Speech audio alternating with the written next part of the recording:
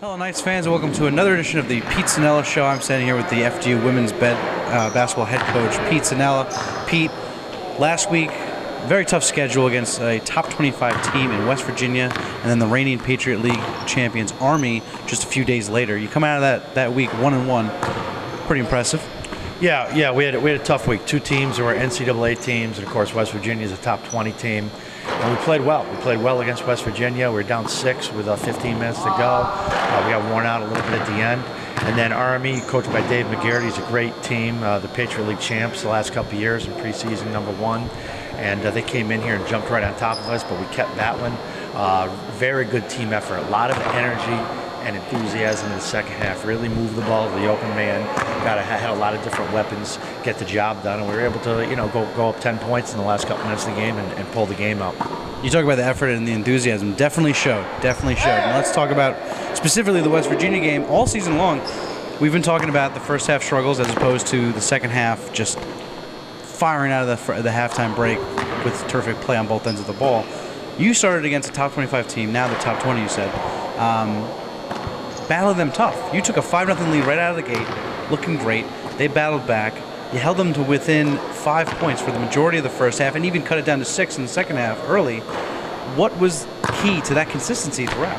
Well, we knew we had to be very aggressive from the get-go, and players were really attacking. And they came to play.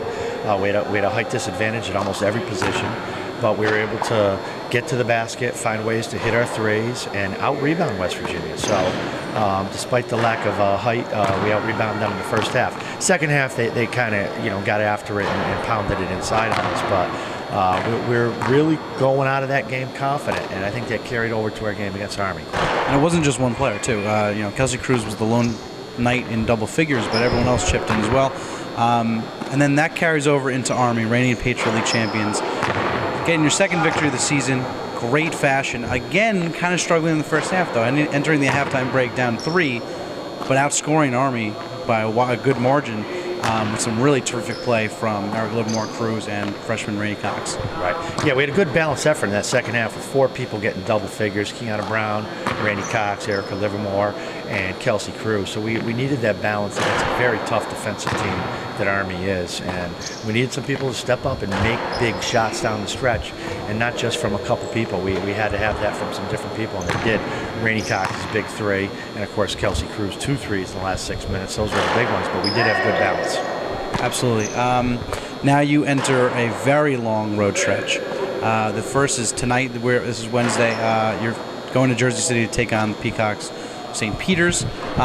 Same position as last year when you faced them. They were winless. They pulled off the upset last season. Obviously, your team was a little bit depleted last year, but this year, what is the mentality going into this game, looking for the victory on the road? Well, we know how difficult it is to play at St. Peter's. It's always a great home court advantage, and we need to go there, and we need to find a way to get road wins. We've got to play very tough defense. We've got to make sure we take care of the ball. We've got to find a way to St. Peter's is out-rebounding their opponents, so we've got to find a way to out-rebound them. If we could do those things, I think we're going to be all right. Now, the next home game for your team is January 12th, I believe. Really long stretch of games, but you do have, in the more short term, you have 11 days off between your next home match at Brown. What are you going to be utilizing that time for to work on with the team? Well, we're definitely going to give them a few days off, take 3 days off this weekend, and just kind of let their small injuries, mental and physical healing, and just kind of rest. And also it's finals week, so really focus on their academics and really get some studying done this weekend. And then we'll start practicing again next week and get ready for Brown.